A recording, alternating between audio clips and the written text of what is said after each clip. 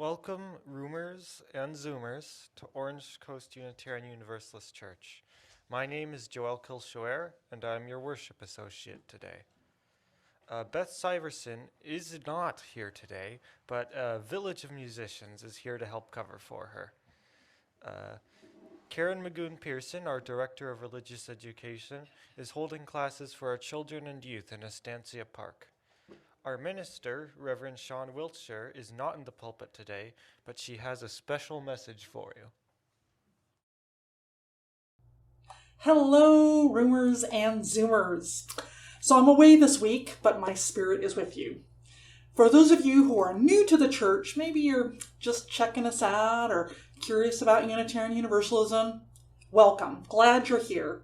You are in for a treat. This is a wonderful, friendly, fabulous, just all-around spectacular community. I hope you can get to know them, because it can be kind of tough to get to know a new community. But here's the thing, just hang in there, join in one of the activities, and before long, you'll get to know people, and then this becomes your church. Well, today we've planned a wonderful service for you, just blending music and word to bring together a helpful and hope-filled message.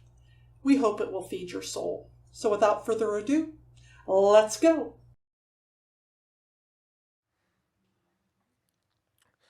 This morning we are delighted to have Reverend Rica Kaufel.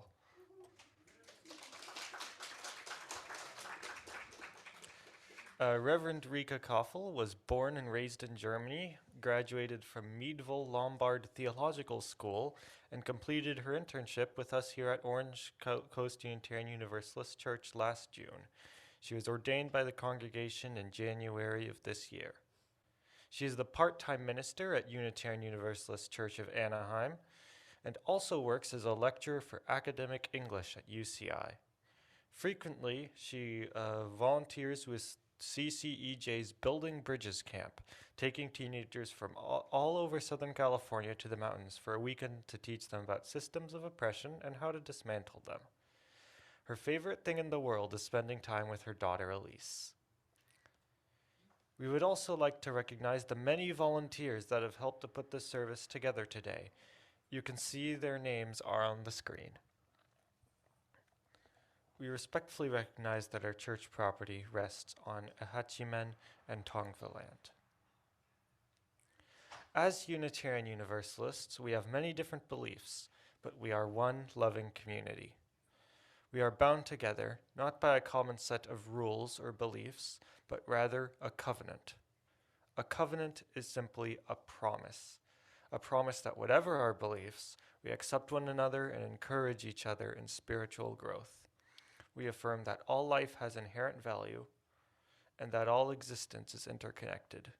We strive for justice and compassion in our deeds and relationships, and we are committed to creating a welcoming community without regard to the traits that sometimes divide people. To our roomers, we invite you to silence your cell phones. For our Zoomers, we invite you to say hello in the chat. Roomers and Zoomers can sing to their heart's content. If any of our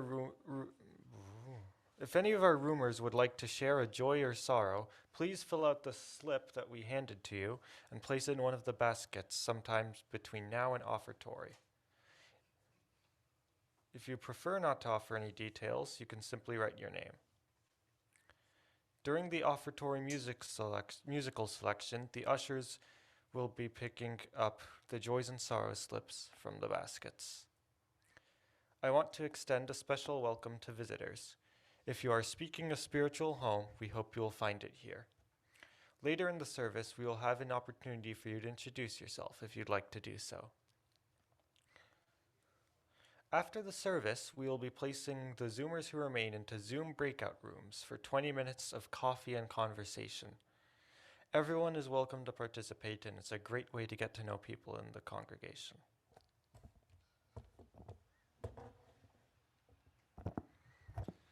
Let our worship begin with the lighting of our chalice as we say our unison affirmation. Love is the spirit of this church, and service is its law. To dwell together in peace, to seek truth and love, and to help one another. This we affirm together.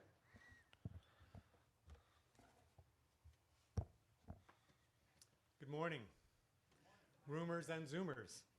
You're all invited to rise in body or spirit for our opening song, People Look East. Please sway and listen at the beginning of the song while Susan Shaw plays the melody for you once, and then you can all join me in singing the other verses.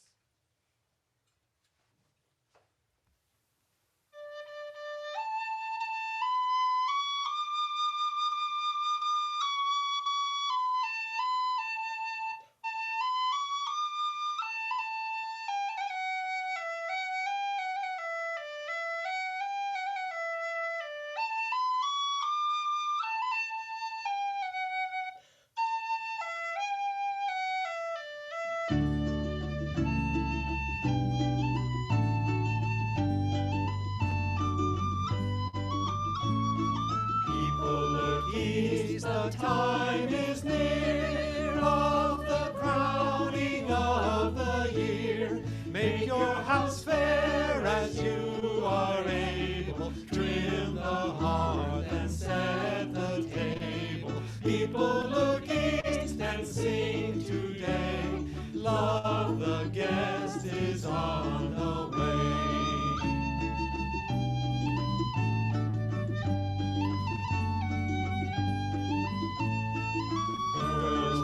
Glad the earth is bare, one more seed is planted there. Give up your strength, the seed to nourish, that in course the flower may flourish. People look east and think look east, love the rose is on the way.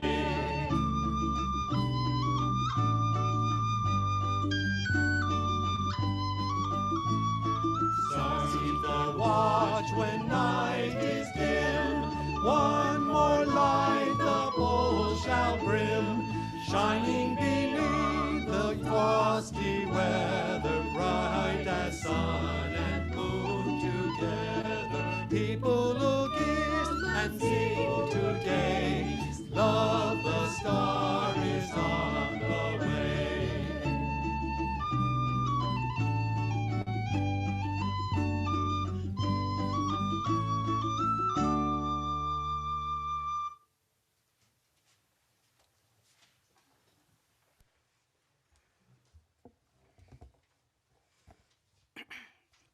Good morning, wonderful people of OCUUC. I hope you had a most lovely Thanksgiving. Today, I'm wishing you a happy first day of Hanukkah. And I'm also wishing you a very happy first Advent Sunday. Because truly, we have entered into the holiday marathon with all its joy and celebration and everything that needs to be organized to make these celebrations happen.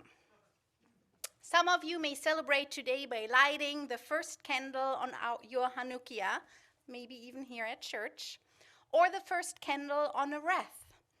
Others may be busy baking cookies and thinking about presents. Some of you might be in full planning mode, and others, yet again, may look at this time of year and say, bah, humbug. All of you are welcome in this church. All of you are invited to settle in for our service, an hour away from the rustle and bustle, a time to be in community and at peace. Welcome all, and let us begin. Now, for our musical affirmation today, Mara, one of my favorite singers, couldn't join us on Zoom this morning as planned, but she did literally move heaven and earth to send us a video of her singing White Wine in the Sun, one of my favorite Christmas songs. This will truly be a treat, so enjoy.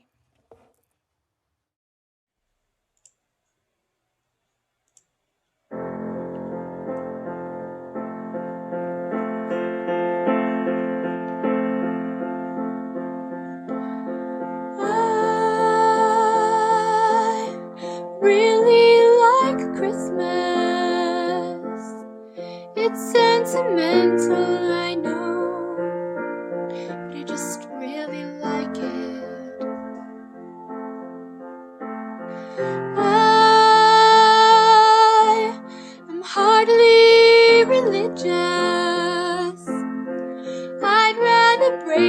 with Dawkins than Desmond Tutu, to be honest. And yes, I have all of the usual objections to consumerism, to the commercialization of an ancient religion, to the westernization of a dead Palestinian press ganged into selling PlayStations and beer. I still really like it.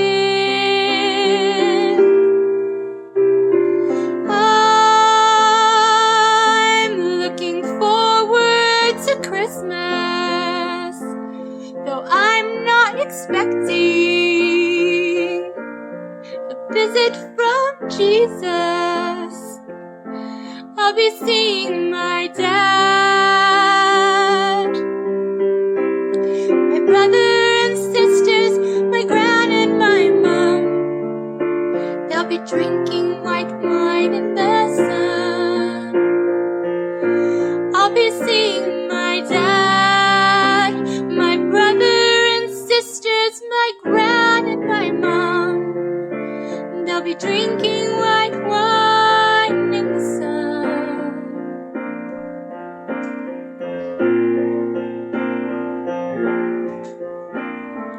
I don't go in for ancient wisdom. I don't believe just 'cause ideas are tenacious, that means that they're worthy. I get freaked out by churches. Some of the hymns that they sing have nice chords, but the lyrics are dodgy. And yes, I have all of the usual objections to the miseducation of children who, in tax-exempt institutions, are taught to externalize blame and feel ashamed and to judge things as just plain right or wrong. But I quite like the songs.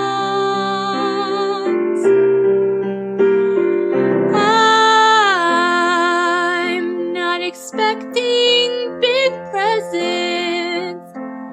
The old combination of socks, jocks, and chocolates is just fine by me. 'Cause I'll be seeing my dad and my brother and sisters, my gran and my mom. They'll be drinking white wine in the sun. I'll be seeing my dad, my brother and sisters, my gran and my mom. They'll be drinking white wine in the sun.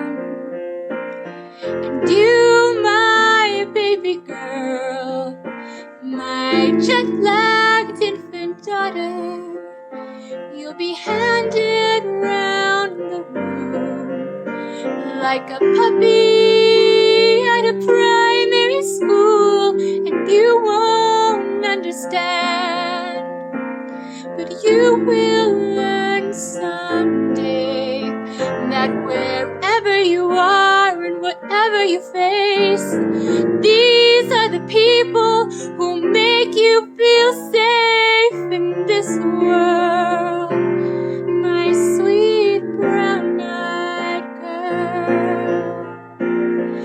And if, my baby girl, when you're 21 or 31 and Christmas comes around and you find yourself 9,000 miles from home, you'll know whatever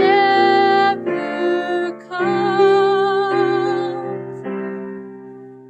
Your brothers, your sisters, your dad and your mom will be waiting for you in the sun whenever you come. Your brothers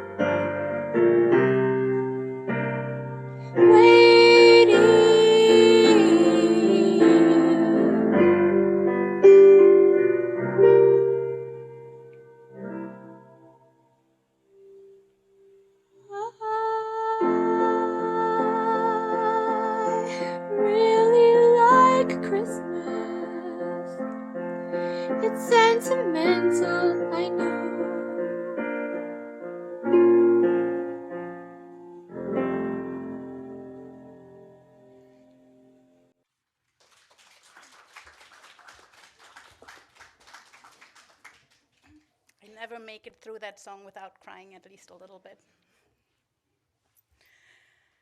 Our reading this morning is You Are the Holiday Miracle by Gwen Matthews. As December opens up before us, we welcome the gifts of reflection. We turn toward our holiday celebrations and search for common threads of meaning. We begin with Yule, the winter solstice, and we are invited to explore duality, cycles, and seasons, and to witness the Holly King being overcome by the Oak King. Yule reminds us that we are all partake in the miracle of renewal. Hanukkah, the festival of lights, commemorates a time of miracles when the faith of the Jewish people sustained them to reclaim their holy temple and keep the light of the menorah burning for 8 days. Christmas, the celebration of Jesus' humble birth in a manger, offers us to revisit the miracle of birth and the desire to find saviors, to heal the scars of humanity. Here, in our church, you are just as much a holiday miracle as the turning of the earth, as persistence and dedication to a faith as the creation of a new life.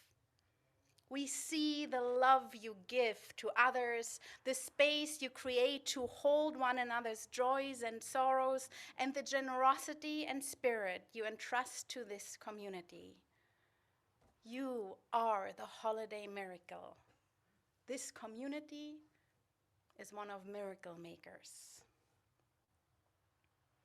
Since today marks the beginning of Hanukkah, we picked a musical meditation for you.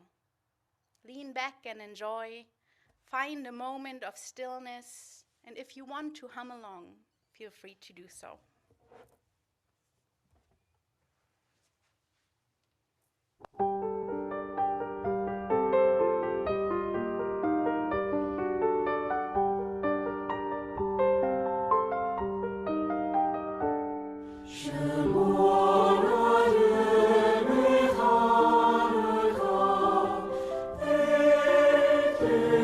Of lights, higher on high.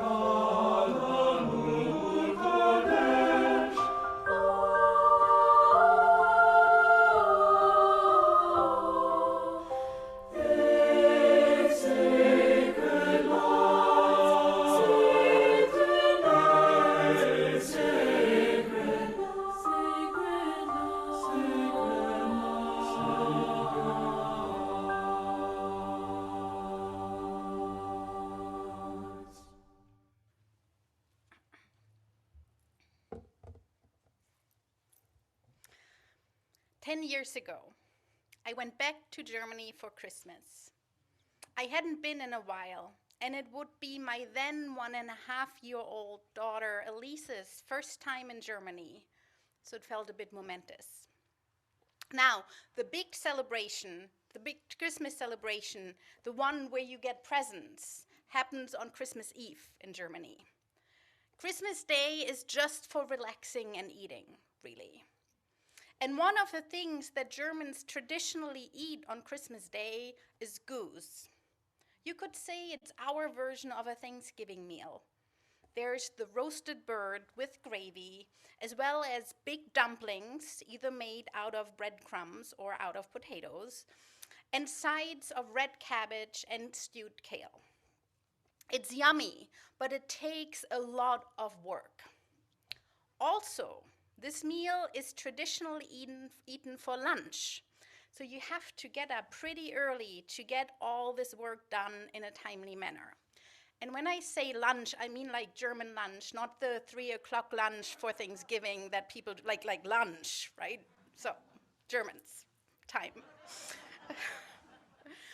Growing up, my mother would prepare this feast only every other year or even less because, again, lots of work. However, on this particular Christmas, with not just me there, but her grandchild home, she decided to make goose. The rest of us, my father, my sister, and I kept on asking, "Are you sure? With all this work?" I specifically was concerned because I had absolutely no intention to get up early and handle some raw fowl. I planned to spend Christmas Day the way the good Lord intended, relaxing and eating, though not necessarily goose. But my mom insisted that yes, absolutely, she would handle it just fine, no help needed, thank you very much. Fair enough. So, on Christmas Day, my mom got up quite early to prepare the goose. I got up briefly when my daughter Elise woke up, handed her off to my dad, and went back to bed. Once the bird was in the oven, my mom got started on the dumplings and the red cabbage and the kale stew. When I entered the kitchen, she looked at me expectantly, but said nothing. She also said nothing when, taking a little break, she found me doing floor puzzles with Elise, though she still looked quite expectantly. And I can see all the moms of grown daughters give me the side eye right now. It's gonna get worse. Finally, when my mom saw me meander into the kitchen for yet another cup of coffee, she couldn't stand it anymore. "Aren't you going to help me?" she asked. "I've been cooking and cooking all morning and it's so much work. Won't you help me?" And I, feeling accused and somewhat tricked, said, "No, Mom, no. You said you could handle it." And she said, "But I'm doing all of this for you." And I said, "But I never wanted this in the first place." And that is when all hell broke loose.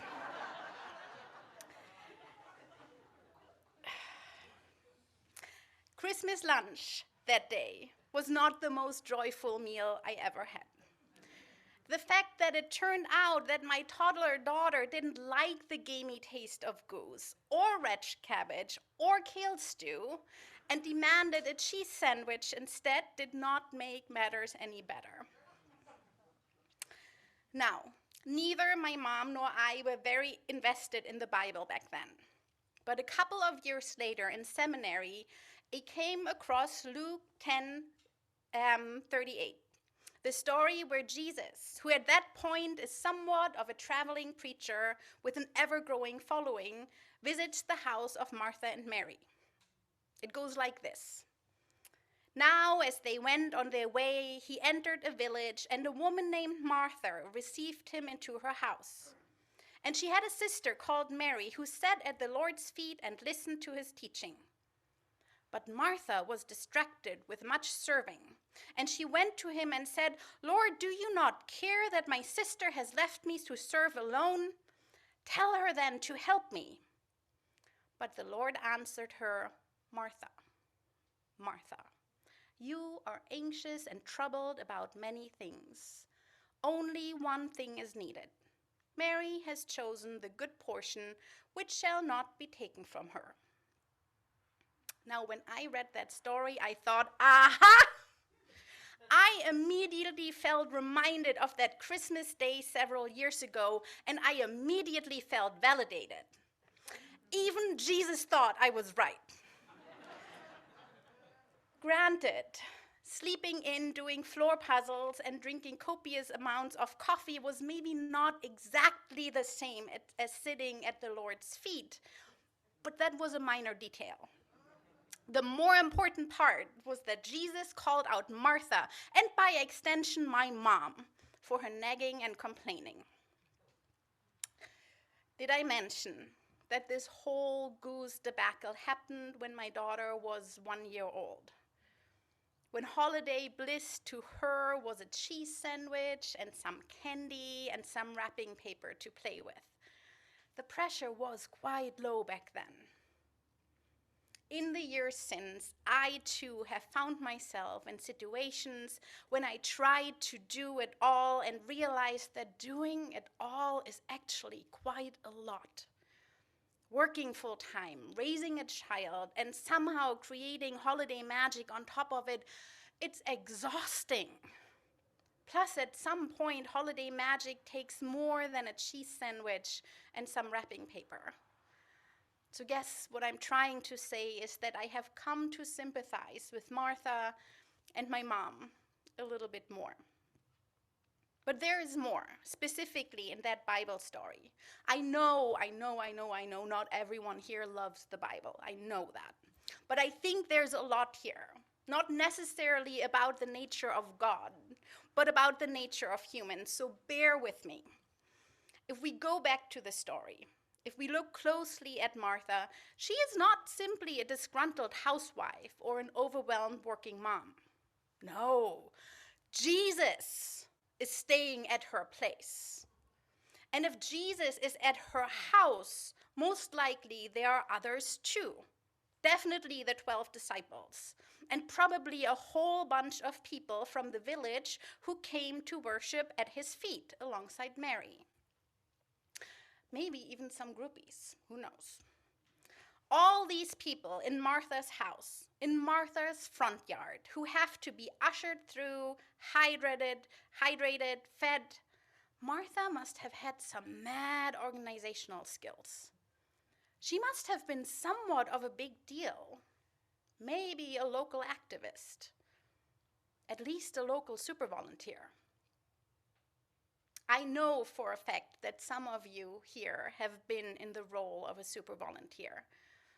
And maybe in that role, some of you have made the experience that with all the constant serving and caretaking and organizing, sometimes that is all we end up doing at an event, holiday themed or otherwise, and we don't actually get to properly participate and enjoy it.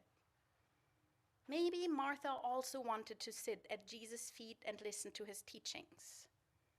Maybe Martha felt that if Mary could just get up and help a little bit, for a little while, she, Martha, would finally have a moment of rest, a moment of stillness and inspiration and spiritual renewal. Maybe Martha had a point. So Martha goes to Jesus and complains, "Lord, do you not care that my sister has left me to serve alone? Tell her then to help me." I find this part peculiar. She could have just made a snide remark at Mary, pulled her up, handed her a water jug, and taken her place. They were sisters who lived together. Most likely that would not have been the first time that there'd have been some passive-aggressive fighting. I have a sister, I know. But she doesn't do that. She goes to Jesus instead. And I wonder if maybe her complaint there was not just a plea for help and relief. Maybe it was also a plea to be seen and acknowledged. Those who serve are often in the background.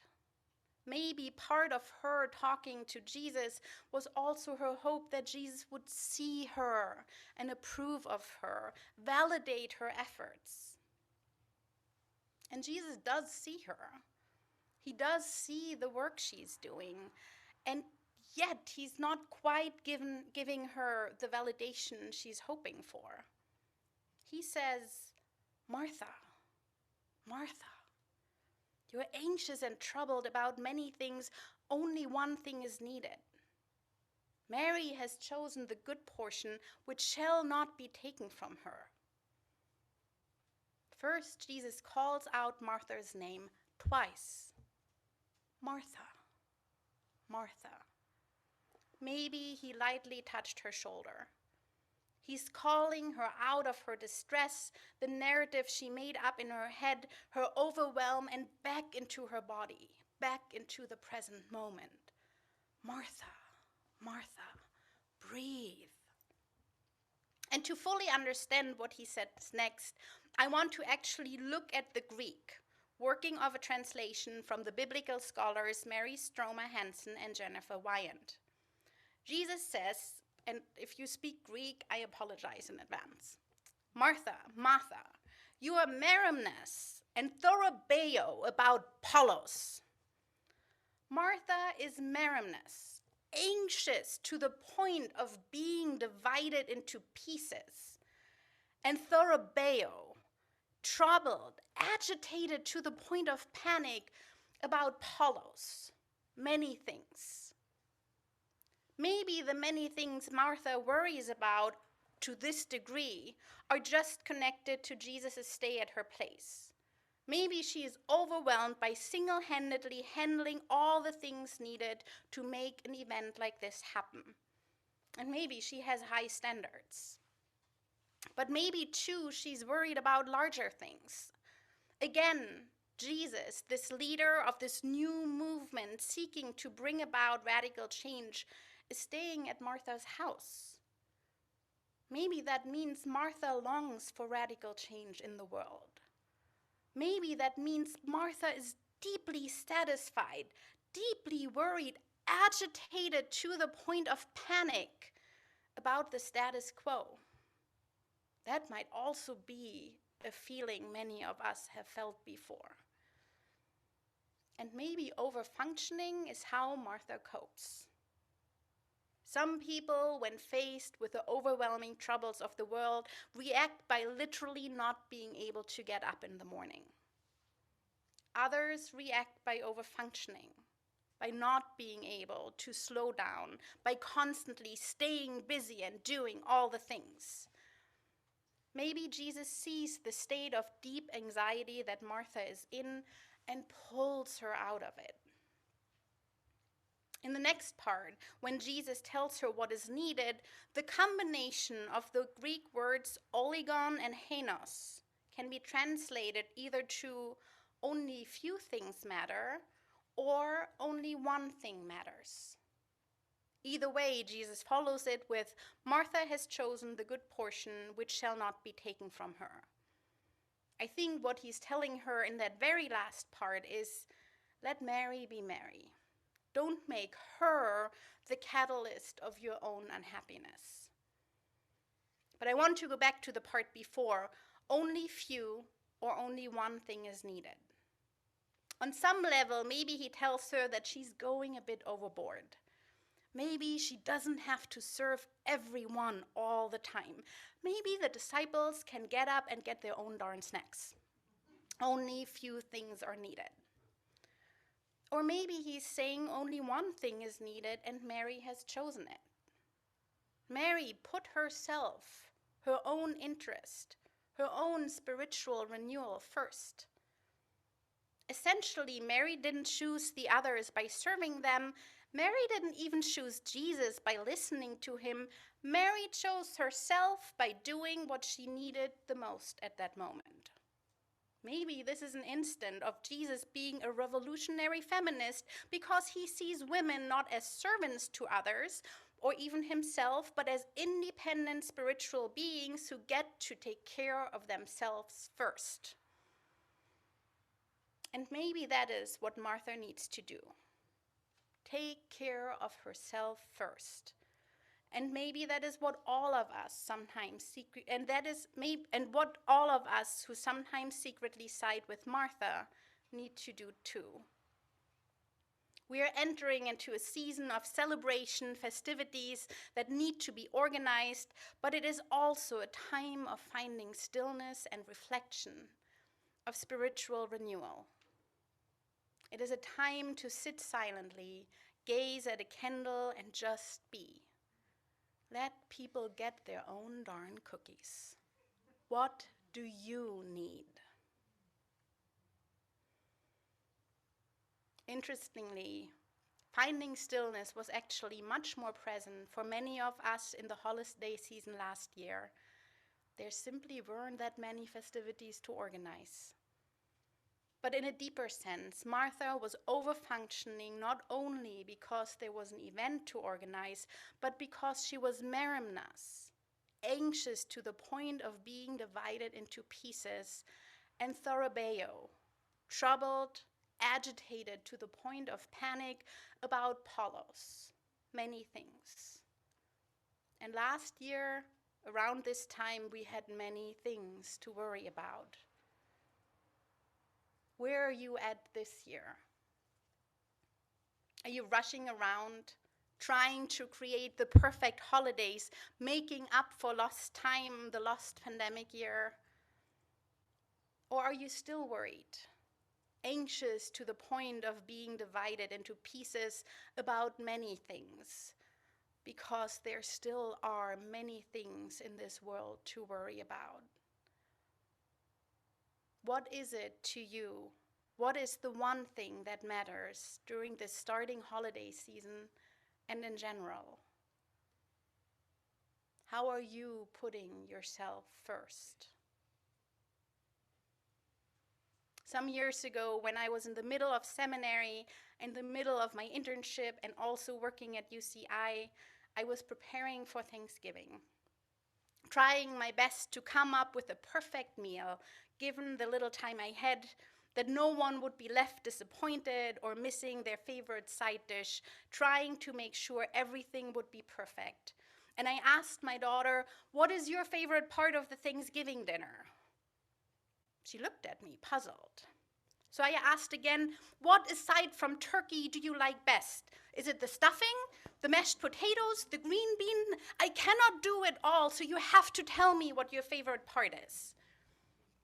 And she, putting her tiny little hand on my arm, said, Mom, my favorite part of Thanksgiving is being thankful.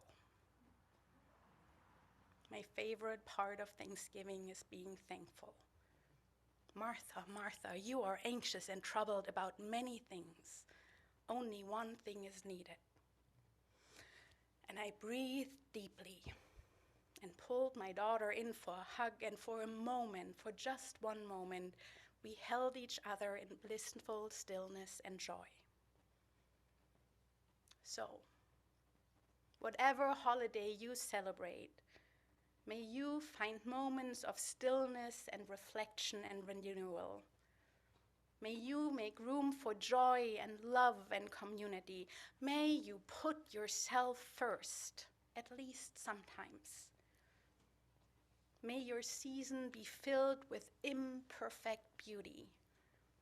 And in the times when you need it the most, may there be a loving voice to call you back into the moment and back to what matters. May it be so, and blessed be. Zoomers and roomers, please rise in body or in spirit and join us for our returning song, Go Lifted Up.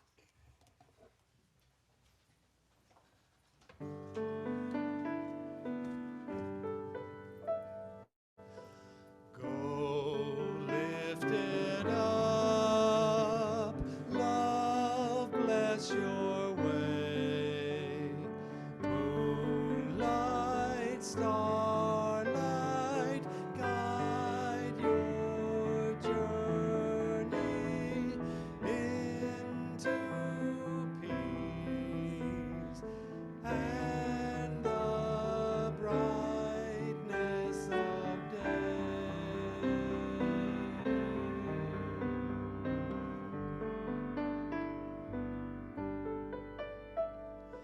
Go lift it up, love bless your way.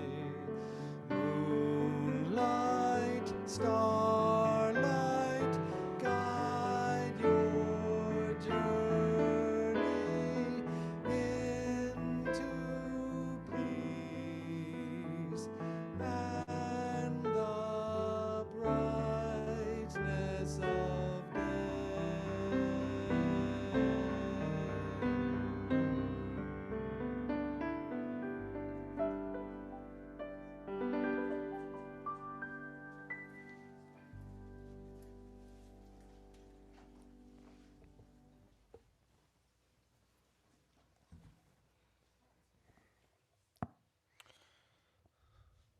Unitarian Universalist congregations are fully self-supporting, meaning that members and friends raise all funds for the operating budget, ministries, and programs of the church. We are ever grateful for your gifts of time, treasure, and talent. OCUUC amplifies that spirit of generosity by sharing one half of the plate we receive with an organization that shares our values. This month we are supporting Stand Up for Kids, and you can read about them on the screen. There are multiple ways in which you can support the church and this organization. You can mail a check, you can go through our website, use an app now called Venco Mobile, or if you are a roomer, you can place your offering in a basket as you leave the service today. The choice is yours. All the information is on our website should you need it, and as always, thank you for your generosity.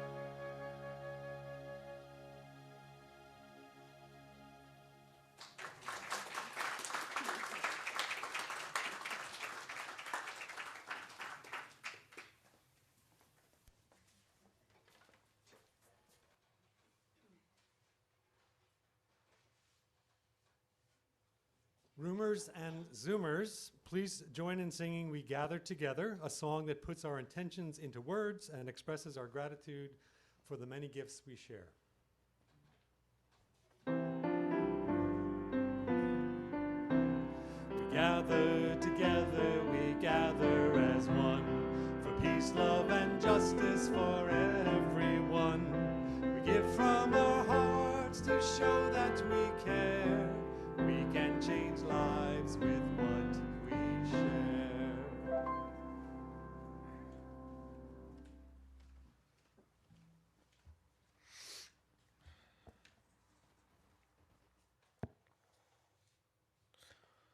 Now is the time where we honor the important events in our lives.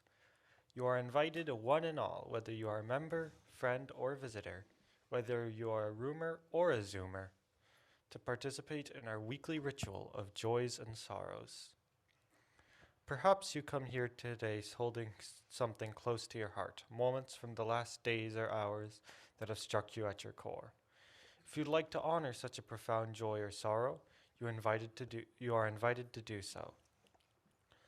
I would also like to invite Marilyn Giss, one of our pastoral care team members, up here to join me. She will be lighting the candle for you. If you're a roomer and haven't yet placed your joy or sorrow in a basket, you can do so now. An usher will pick up the basket in a moment. If you are a zoomer, you can write your joy or sorrow in the chat, or simply write, "Please light a candle for me," if you prefer not to share the details. Let us take a few moments in a spirit of silence as we have some music and the ushers retrieve the baskets.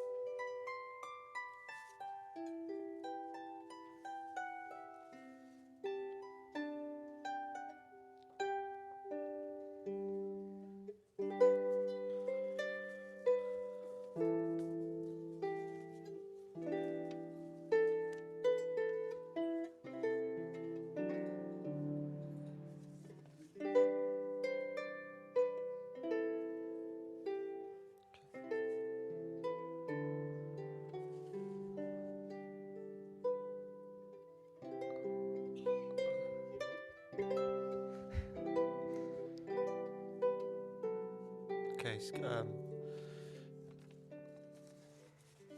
Linda Clow would like a candle of concern and love to the parents of their baby great-grandchild who is facing a time of challenge.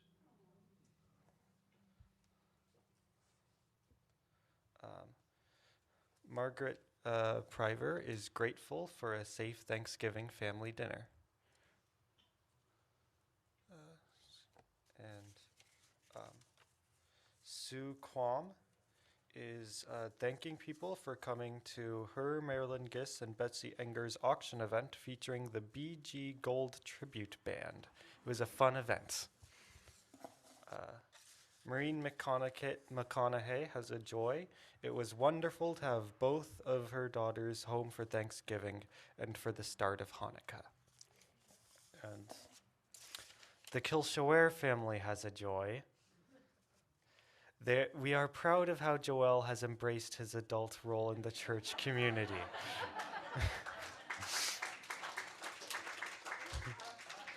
We may be biased, but we think he is doing a fantastic job at worship associate. All right, you can tell me that in private next time.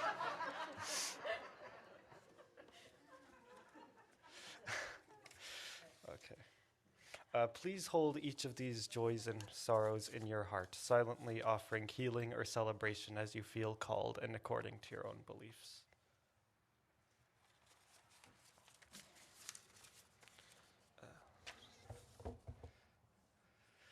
Let us join together as we extinguish.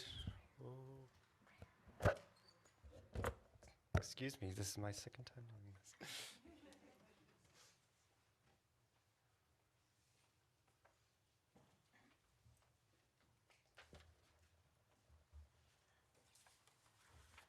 This is by Reverend Gretchen Haley, adapted. For this moment, know only that you are loved, that you are safe and whole and loved. Know that you belong here, here among us, here upon this earth, in your body. However tired or broken your heart may be, whatever fear, disappointment, anger you carry, know that you are not alone. Feel the presence of others surrounding you, breathing beside you, and with you, discovering together the way our voices rise and fall together in harmony and hope. Claim here resilient freedom, the choice for love, for light, to live with joy, and gratitude and praise as a form of resistance. Blessed be and amen.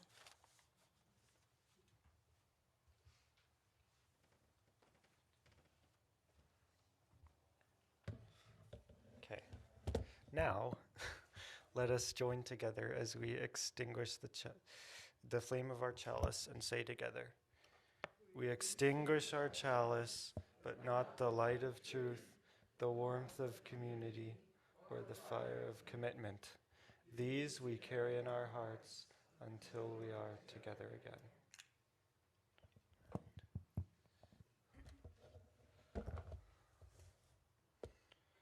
Thank you for joining us this morning.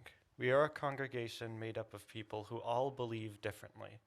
And yet, when we gather together, whether we are in the room or on Zoom, we make up one loving community. We need not think alike to love alike.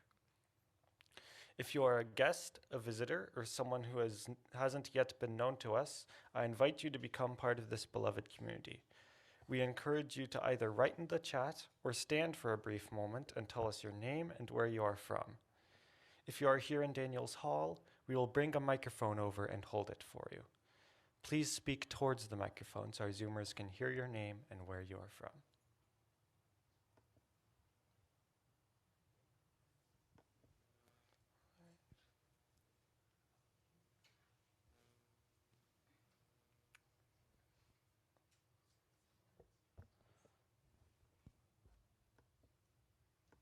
Okay. Well,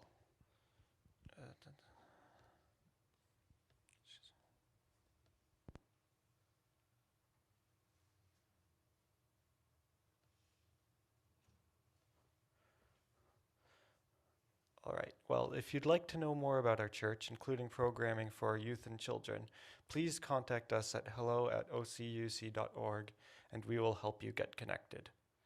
In addition, we invite you to sign up for our weekly email called The Blast at blast@ocuc.org. We want everyone to feel a part of this beloved community, so please reach out and we will help you get connected.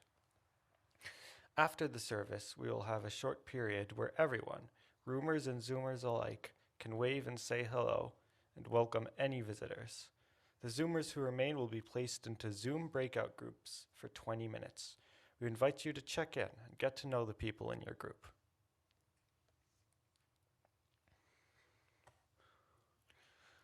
Today we have the Women's Circle at 12. We have a Hanukkah party at 5 p.m. in Suite 4. On the 18th, we have the Winter Solstice Singing Ritual at 7 p.m. We have How to Be an Anti-Racist on, at 3:30 on the 1st. Orange County Choir Rehearsal is on the 2nd at 7 p.m. We have Social Hour on the 25th at 5:30 and Stitchwits at the 30th at 10:30. November. I see. That's all right. We just let us offer a spirit of forgiveness for.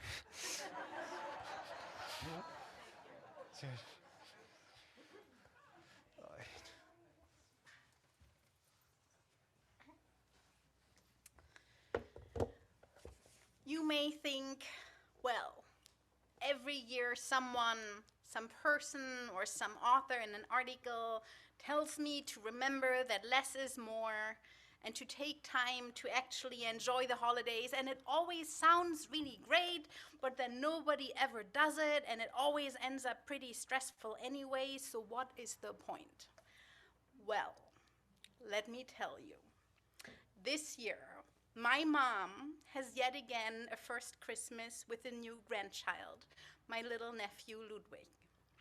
And this year, my mom decided she wants to enjoy Christmas Day. So instead of cooking anything, she plans to just order Chinese food and call it a day. And I know, right? If my mom can do it, so can you. So, dear ones, during this busy season, may you enjoy, may you create stillness, may you find what matters, and may you be at peace.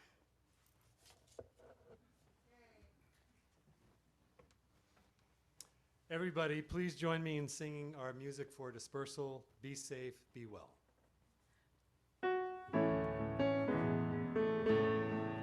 Be safe, be well, you mean the world to me.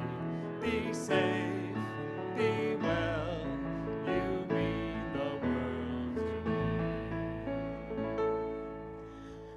The service is over. Let our service continue.